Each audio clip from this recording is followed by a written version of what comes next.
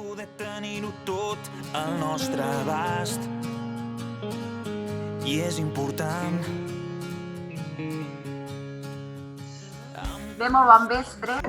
Soc la Rosa Perelló, soc de Tàrrega, soc de les Terres de Lleida i concretament Tàrrega, per qui no ho desconegui, doncs és a la comarca de l'Urgell.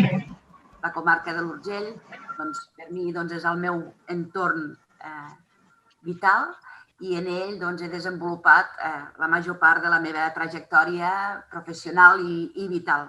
I aquesta tarda i aquest vespre parlarem de cultura, parlarem del que ens identifica, del que és el nostre ser, la nostra manera de ser, del que podem fer per mantenir-la, per potenciar-la i per obtenir també un reconeixement, sobretot de les Terres de Lleida, envers a la resta del nostre país.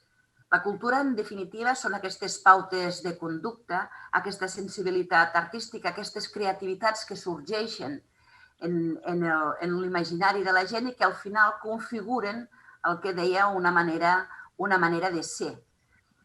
Aquesta tarda, aquest vespre, ens acompanyarà, per descomptat, amb la Cristina Casol, que és la candidata, en aquest cas també de l'Urgell, la número 2 per les llistes de Lleida, i podrem conversar sobre aquest tema de cultura amb la consellera Àngels Ponsa i amb el conseller Tremosa, que és el cap de llista de Junts per Catalunya a les Terres de Lleida, Pirineu i Aran. Molt satisfeta de ser amb tots vostès i passaria la paraula també perquè es presenti la Cristina Casol. Hola, bon vespre a tothom. Jo soc Cristina Casol i com la Rosa Maria Perelló també soc de l'Urgell, de Bellpuig. I seguint la línia de la Rosa, el producte cultural és fruit d'una voluntat, d'unes intencions. Són infinits els exemples als que podria fer referència, sobretot a les nostres terres. Si he de triar-ne un pel seu valor cultural, diferent a l'arquitectura, que és el meu ofici, escolliria la pintura i la poesia. I de la nostra terra, l'obra poètica de Màrius Torres, que en paraules de l'artista modernista Santiago Rusiñol, quan diu l'estètica pels ulls, la poesia per la vida. Molt bé, doncs començaríem, si et sembla, Cristina, i sobretot en aquest context on el món cultural ha patit moltíssim, diríem que és dels sectors que més han patit aquesta crisi que ens envolta perquè no han pogut desenvolupar la seva activitat que li és pròpia, quan afecta, evidentment, a persones. Preguntaríem a la consellera Àngels Ponsa com s'ha afrontat des del departament tota aquesta problemàtica del Covid. Molt bon vespre a totes i a tots els que ens acompanyeu. Moltes gràcies, Rosa Maria, i moltes gràcies, Cristina. Contents aquí amb el conseller Tremosa de ser amb vosaltres avui per parlar de cultura, que és una cosa que ens apassiona, perquè el conseller Tremosa és el conseller d'Empresa, però és un gran aliat de la cultura d'aquest país. Per tant, contenta en aquest cas també de ser aquí amb vosaltres. A veure, per respondre a la pregunta que feies, Rosa, des del primer moment podríem dir que hem estat al costat del sector, acompanyant-lo dia sí, dia també, amb una proximitat molt estreta, i això el sector crec que ens ho reconeix, perquè tant hagi sigut per donar bones notícies, que n'hem tingut, malgrat estem al mig d'una pandèmia que no ens ho fa gens fàcil i sobretot no ho fa gens fàcil a la cultura, que la cultura és proximitat, és interrelació, és contacte. I aquest virus ens vol ben aïllats, ben separats i cada un a casa seva. Estem lluitant contra l'adversitat, en aquest sentit, contra l'essència de la cultura, però ja hagi sigut, com deia, per donar bones notícies o per donar-les dolentes, hem estat al costat del sector. Des del primer moment buscant recursos, des del mes de setembre fins a final de desembre hem aixecat 52 milions d'euros, pràcticament 52 milions d'euros. Ha suposat un increment d'un 18% del pressupost que havíem aprovat el mes de febrer de l'any 20. I tot això ha sigut, primer, per fer front al que queia, per ajudar a que no ens caigués la cultura i no se'ns esmicolés, i després perquè quan hem aconseguit mantenir la cultura oberta, encara que sigui amb un 50%, amb un 50% no és viable, no es poden mantenir les sales de teatre, de música, de cinema, no es poden mantenir oberts, no és suficient, necessiten almenys un 70% d'aforament, doncs els hem ajudat entre aquests 50 i els 70. De manera que així les sales han estat obertes, els tècnics han cobrat, els artistes han pogut ingressar, i la cadena s'ha posat en funcionament. També hem buscat línies directes d'ajut als creadors, als artistes, als tècnics, fins i tot en forma de subsidi, que és una cosa que no s'havia fet mai, però hem buscat solucions imaginatives perquè la cultura ho ha fet molt bé i nosaltres, com a govern, hem hagut d'estar al seu costat. Ahir, just una notícia molt recent, que avui la farem pública més amb tota la seva, el seu detall, ahir vam aprovar a govern també 24 milions d'euros més, que és per aquest primer trimestre, per aquest primer tram del 2021, pel que correspon al mes de gener i al mes de febrer. I, en fi, aquesta actitud de diàleg constant i d'intentar flexibilitzar al màxim totes les línies d'ajut han sigut la nostra premissa a l'hora de treballar en aquest moment de pandèmia. Molt bé. Molt bé. Ramon, Lleida té una gran riquesa patrimonial. S'hi podria tenir una mirada de potencial econòmic? Sí, ben cert. És a dir, avui en dia, més que mai, les empreses culturals són un negoci a tot el món, un gran negoci, un negoci creixent, i a les Terres de Lleida encara està per explotar. Fixeu-vos, avui Taüll està celebrant el 20è aniversari de la inscripció de les seves esglésies com a patrimoni de la UNESCO. Això li ha portat visitants de tot el món.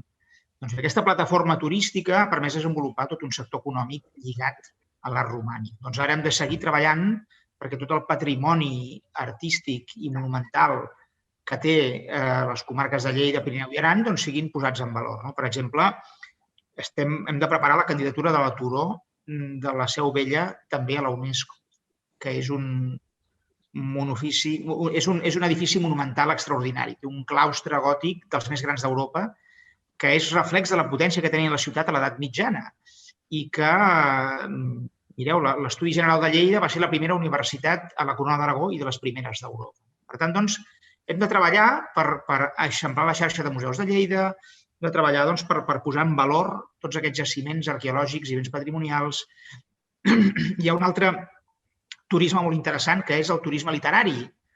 No només Màrius Torres és el gran poeta de les Terres de Lleida, sinó Txema Martínez Inglés va guanyar els últims Jocs Florals de Barcelona.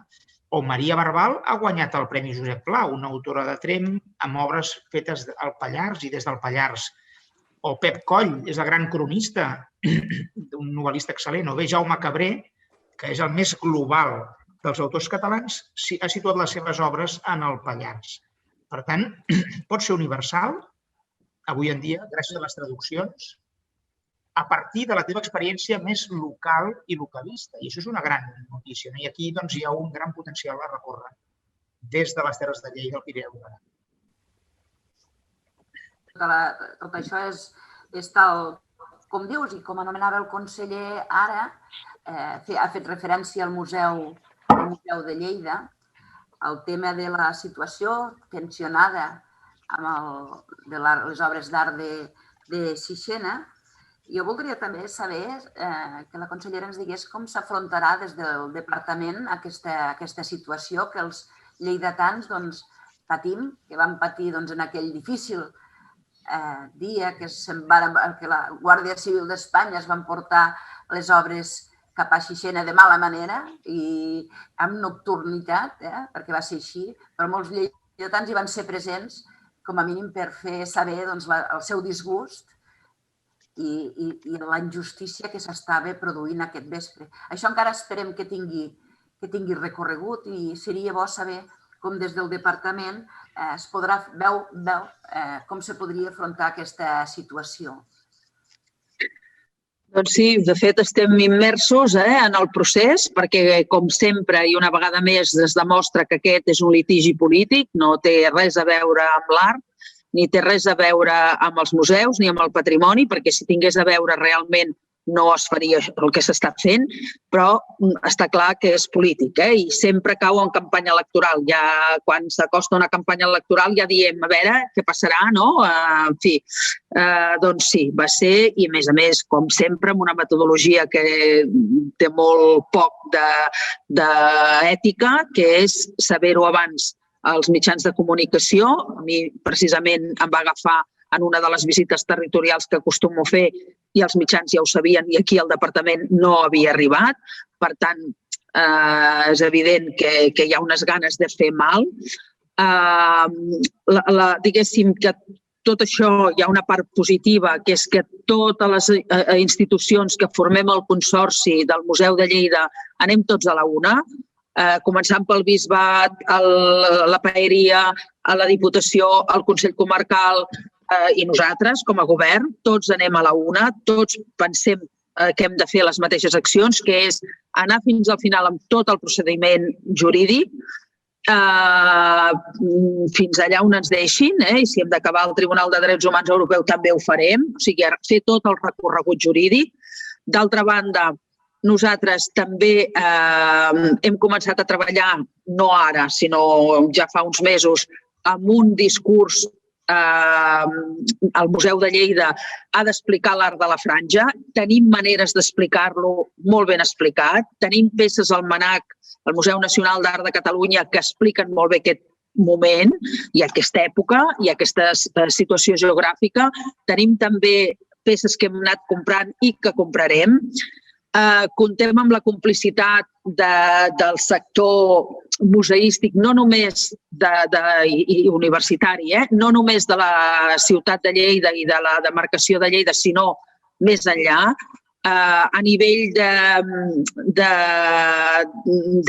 direccions de museus importants del país estan esparverats amb aquest fet, no se'n fan la idea de que pugui ser, perquè això vol dir que podem començar a demanar peces que hi ha al Prado, que hi ha al Museu Arqueológico, o sigui, desmunta moltes col·leccions. És evident que això pot sentar jurisprudència. Jo mateixa vaig tenir ocasió de dir-li al ministre, no li importa gaire, també us ho dic, però de dir, ei, al tanto, perquè això ens posa en crisi moltes de les col·leccions que hi ha en museus catalans de l'estat espanyol i d'Europa i del món, perquè podem també començar a reclamar peces a l'altra punta de l'Atlàntic. També, deixeu-me afegir un element, és contradictori que un govern, en aquest cas el d'Aragó, vulgui aquestes peces i presenti litigi per recuperar aquestes peces quan les que es van dur les té tancades a pany clau i forrellat, les té no preservades com estaven al Museu de Lleida, per tant, tota la cura que s'hi havia tingut no l'està tenint. En fi, hi ha tot un seguit de contradiccions, fins i tot limitant l'accés a persones que han demanat explícitament anar-hi, estudiosos que han demanat explícitament anar a visitar-les, doncs no han tingut la possibilitat de fer-ho. En tot cas, diguéssim que estem treballant la via jurídica, però també estem treballant la via que el museu, precisament en aquest moment, el Museu de Lleida està amb obres, després de 13 o 14 anys que no s'havien fet obres a la sala gòtica, doncs justament s'han iniciat, perquè això ja s'estava treballant, no és una cosa, no hauria pogut reaccionar, perquè sabeu que l'administració, per desgràcia, no pot a vegades reaccionar tan ràpid, però ja era una voluntat, ja fa temps que es treballa també amb el Museu Nacional de Catalunya, d'Art de Catalunya, que té aquestes peces que segurament poden estar molt més ben exposades a Lleida en el sentit del discurs museístic. I bé, conjuntament la unitat també institucional farà que jo tinc confiança que ens en sortirem. Això serà bo, perquè per aquí a les nostres terres el que vulgarment s'ha fet és despullar un sant per vestir-ne un altre i el resultat ha estat que l'altre no s'ha vestit ni es pot veure. I és una llàstima que aquest relat, que era, jo penso, una riquesa per la ciutat de Lleida, però també per tot el territori, es mantingués de cara als estudiosos, als visitants i sobretot als estudiants que poden conèixer una part de la nostra història, per tant també una part de la nostra manera de ser. Molt bé, molt bé. Conseller Tremosa, sabem que té afició per la música i pel teatre i que toca el piano. Jo mateixa ho vaig comprovar ahir abans de la xerrada a Mollerussa amb el món empresarial. I a Lleida hem tingut grans compositors i unes companyies de primer nivell. Què podem dir? Bé, és a dir, hi ha un tòpic que identifica Lleida només amb l'agricultura i els pagesos, però Lleida de fa dècades ha sigut bressol de grans artistes, de grans músics, i bé, doncs aquí hi ha l'home no és només un animal productiu, sinó que és un animal social i un animal cultural, i Catalunya ja de fa, des de la Renaixença, ha vist una eclosió de les arts escèniques, de tota la cultura, de l'arquitectura, de la música, del teatre, i per tant som una potència. I aquesta potència també la té les Terres de Lleida, i en aquest sentit la Fira de Tàrrega va pel 40è aniversari, el dansar neu de les Valls de Neu va pel 30è aniversari i portem també molts anys de la trobada d'acordeonistes d'Arsèguel i per tant hi ha molts esdeveniments que s'han de seguir potenciant i que la pandèmia ha afectat però que intentem que no aturin i esperem ben aviat amb les vacunes recuperar totes aquestes activitats que a més la cultura té un element positiu i és que ens socialitza i que crea vincles entre les persones i que ens fa més país. I en aquest sentit, jo encantat de ser un aficionat. M'agrada molt també el cant coral, canto una coral i, per exemple, nosaltres vam col·laborar amb la Meritxell Gené quan ella va música 10 poemes de Màrius Torres. Vam ser un dels que vam finançar des de casa, i vam fer un microfunding i també vam impulsar la gravació d'un vídeo d'una cançó al Congost de Mont-rebei que ella surt cantant en aquelles parets brutals, anant amb caiac i tocant l'acordió. Per tant, bé, intentem... Va ser una combinació de natura, cinema, vídeo, música, poesia. Per mi, perfecte. I, per tant, que la creativitat no s'aturi perquè en uns entorns amb un patrimoni natural i cultural tan gran les arts escèniques, la música ha de sortir sola, això. És cert. A cada poble podríem dir que hi ha un o altre centre que d'una o altra manera es practica un art, ja sigui els grups de teatre, ja sigui les corals. A molts municipis, per petits que siguin, no deixen de tenir una coral i sobretot amb els ajuntaments aquest esforç que fan per mantenir les escoles de música, que puguem apropar la cultura musical als més joves i que se'ls pugui fer més assequible. I per tant, passa amb d'altres països. El coneixement musical que adquireixes de jove et perdura per tota la vida. Aquesta sensibilitat et servirà per sempre. I per tant, ara que arribem a unes eleccions tan importants com seran les d'aquest dia 14 de febrer, es posen en evidència tots els punts que els partits d'una o altra manera ofereixen a la ciutadania, als ciutadans, i que de retruc alteren o van i finalitzen la seva acció en aquestes entitats, moltes d'elles sense ànims de lucre. El conseller es referia a una fira, a la Fira de Teatre, i no puc deixar de referir-me perquè me la sento... Jo gairebé tinc la sort de viure la primera, des de la primera fins a la quarantena, que havia de ser l'any passat, però segurament serà aquest any i que és un aparador per professionals. Però també ens podem referir als que ho fan d'una manera amateur.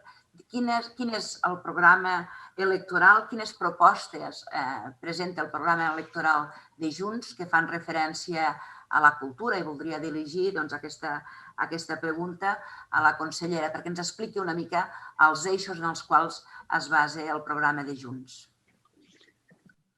Sí, Rosa Maria, deixa'm fer una intro que tant el conseller Tremosa com jo també som membres actius de projectes culturals perquè els dos cantem en cors, en formacions.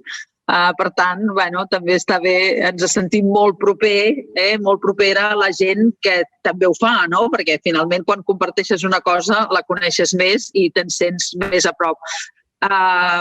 Jo convidaria, de veritat, a tothom que tingui un interès per la cultura a mirar-se el nostre programa electoral.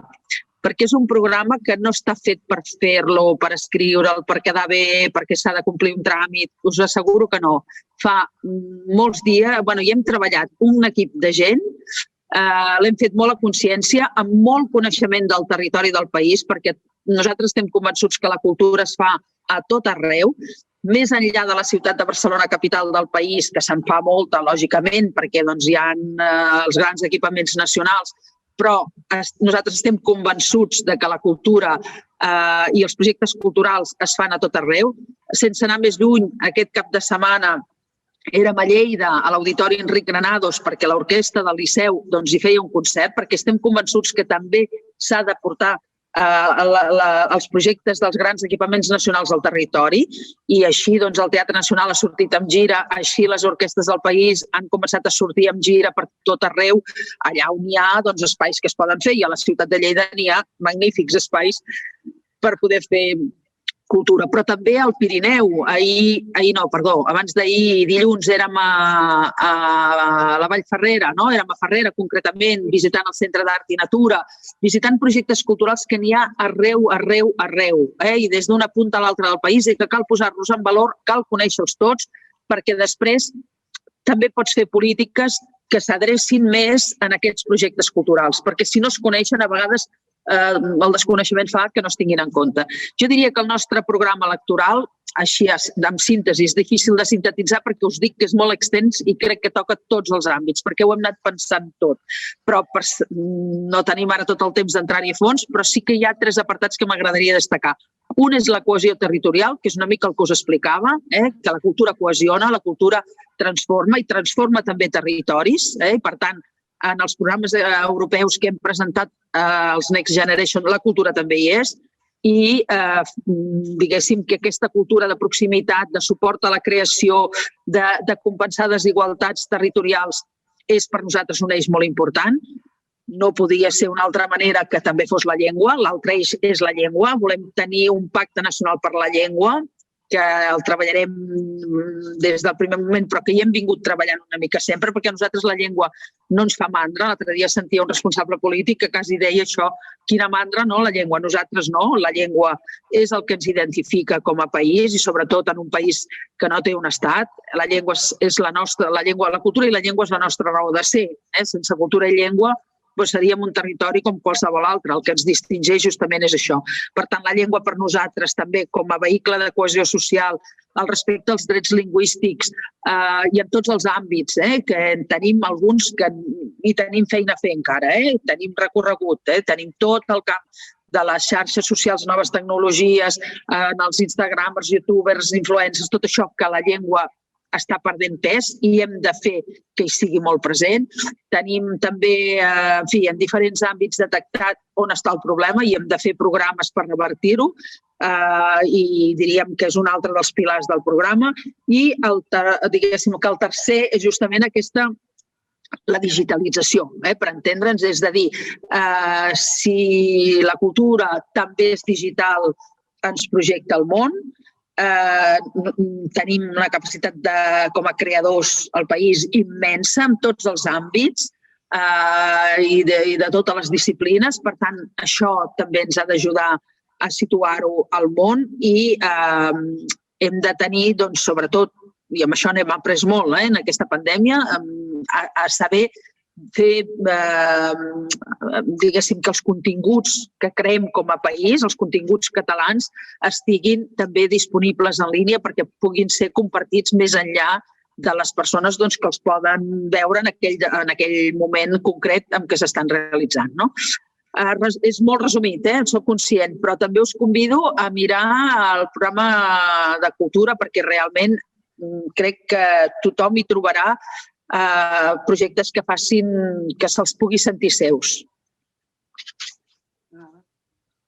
Un programa amb cultura molt complet, on la cultura popular és la força del nostre país. Conseller Tremosa, centenars d'entitats fan una gran tasca de recuperació, de transmissió, de divulgació i d'integració de persones d'altres països. Ho veieu així? Sí, això és a tot arreu, a tot Catalunya i també a les Terres de Lleida. És a dir, hi ha una cultura popular que és encara més intensa i més potent que aquesta cultura més elitista, si és que podem dir d'alguna manera, de la música i el teatre, que pot ser més amateur professional. La força de Catalunya és aquest smart power, és aquesta força no militar, sinó cultural, de la cultura popular, i per això hem vist en alguns mitjans, jo he vist el The Economist, que és el setmanari econòmic més influent del món, 2 pàgines de Google anunciant el seu cloud a partir d'una pinya de castellers, com a símbol d'unitat, com a símbol de força, com a símbol de cohesió.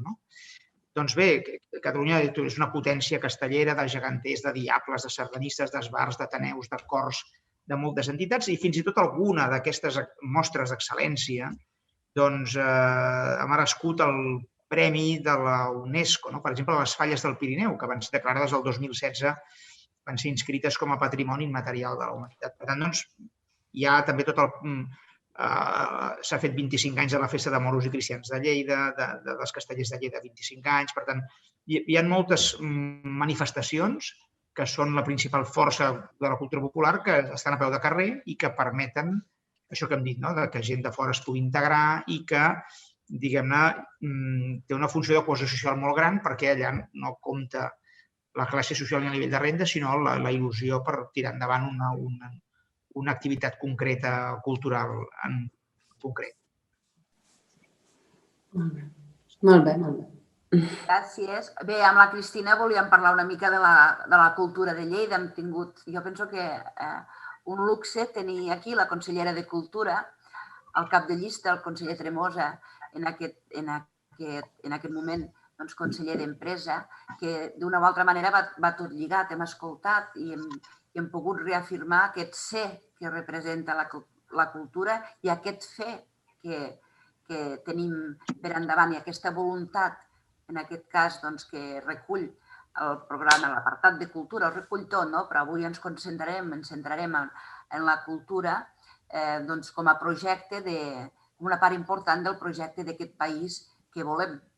I, per tant, també incloure totes les iniciatives culturals del nostre territori, aquestes inquietuds que compartim i compartirem amb entitats, però també amb professionals que busquen en la cultura el seu mitjà de vida i que permeten d'una o altra manera que arribi arreu. Jo la veritat és que estic molt satisfeta i molt contenta d'haver-los pogut tenir, poder transferir les seves paraules, les seves opinions i sobretot també perquè, en certa manera, han obert una mica la qüestió més personal.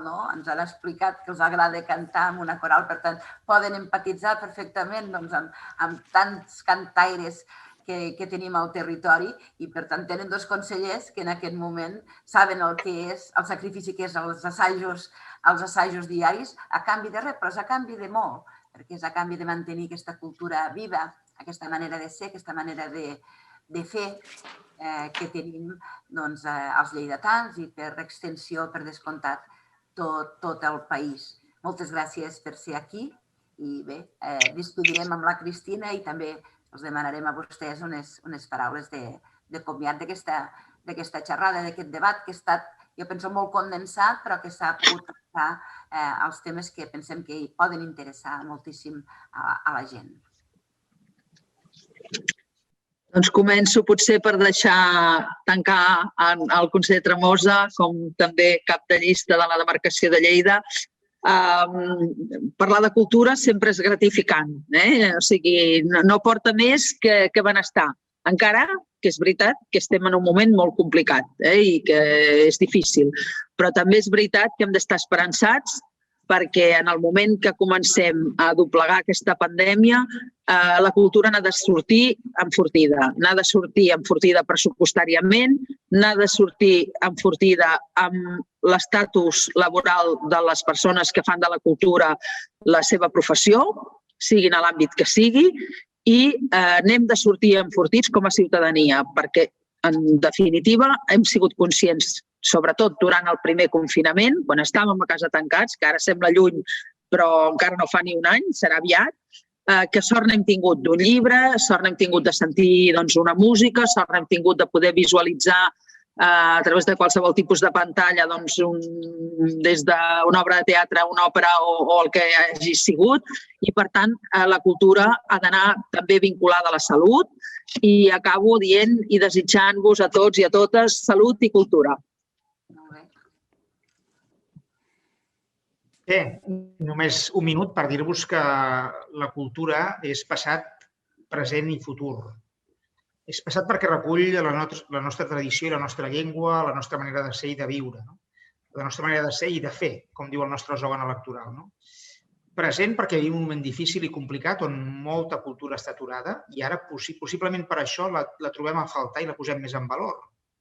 I futur perquè també moltes d'aquestes activitats podran ser font de negoci econòmic en el futur. Per tant, doncs, des de Junts intentarem potenciar al màxim totes les manifestacions culturals del nostre país, de Catalunya en general, de les Terres de Lleida en particular, per tal de consolidar-les i fins i tot fer-ne un negoci allà on sigui possible. Per tant, doncs, Junts també per la cultura a les Terres de Lleida, Pirineu i Aran.